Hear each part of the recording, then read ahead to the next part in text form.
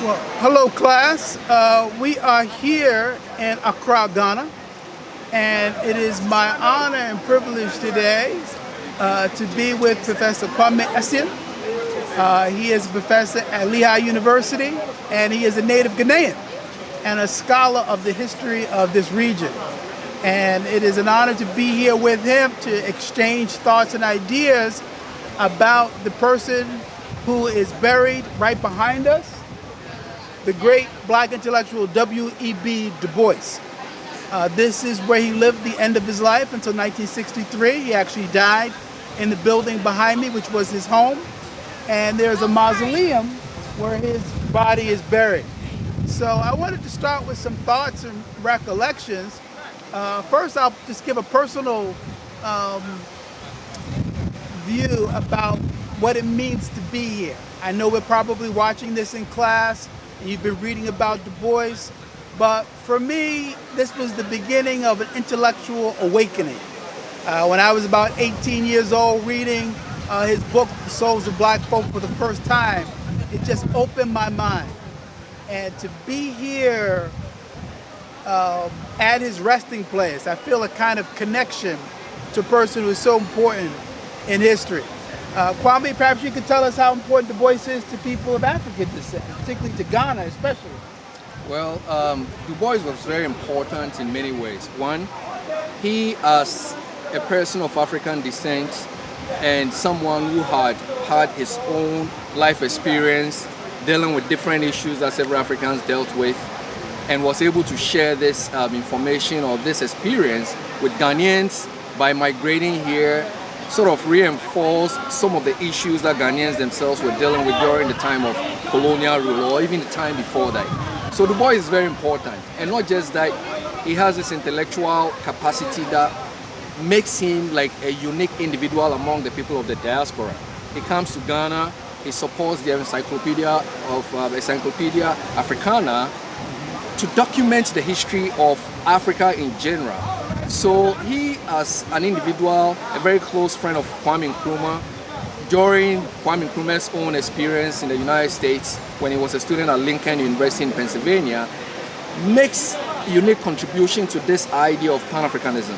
The idea of having all black people share their stories, black people come together, share their history, share their struggles, and several other things that they had in common.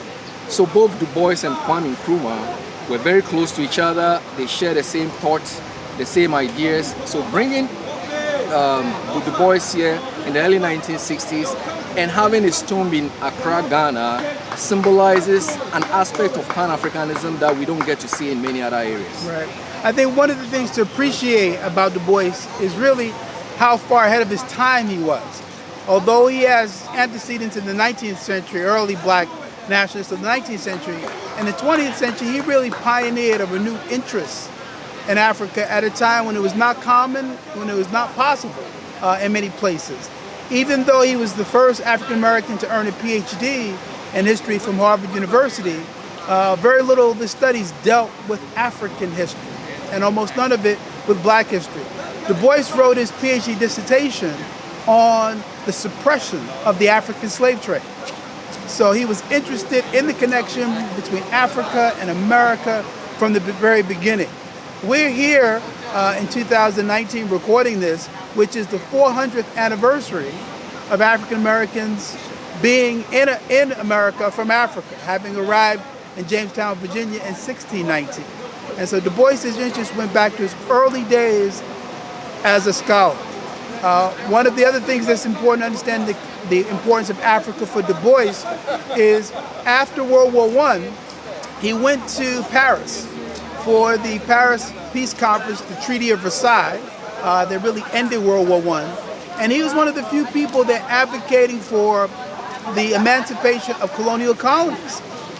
When other world leaders were saying, what are we going to do with Europe, he said, what is going to happen to the future of Africa? And that began the first Pan-African Congress also in 1919. So 100 years of Pan-Africanism.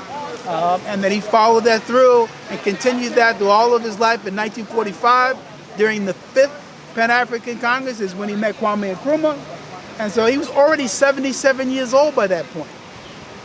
And so he had been a Pan-Africanist for almost a century. Yeah, for a century. Right? And to being able to see it come into fruition with Kwame Nkrumah, Jomo Kenyatta, Julius Nyerere, and those black leaders of that period. So I hope this is meaningful to you. I hope it helps you appreciate what you're reading about Du Bois, Souls of Black Folk, the whole issues of black nationalism today all comes together. And finally, and I'm sure Kwame will do this, we want to invite you to come to Africa and see it for yourself. So Kwame, tell them how they could do that and what they'll be able to do. So we are going to send out invitations. There's going to be information sessions on your campus advertising this trip to Ghana. So we're looking forward to you applying and coming here to have access to some of the things we have access to today, have a connection to classroom learning and wherever we've been talking about the slave castles, the Du Bois centers, and several other historical sites here in Ghana that will be useful to your education. So we're looking forward to working with you in Northampton Community College as we get back to the States. Great, thank you. Thanks for listening. Come and see it yourself. Yeah, thank you very much. Sure, right.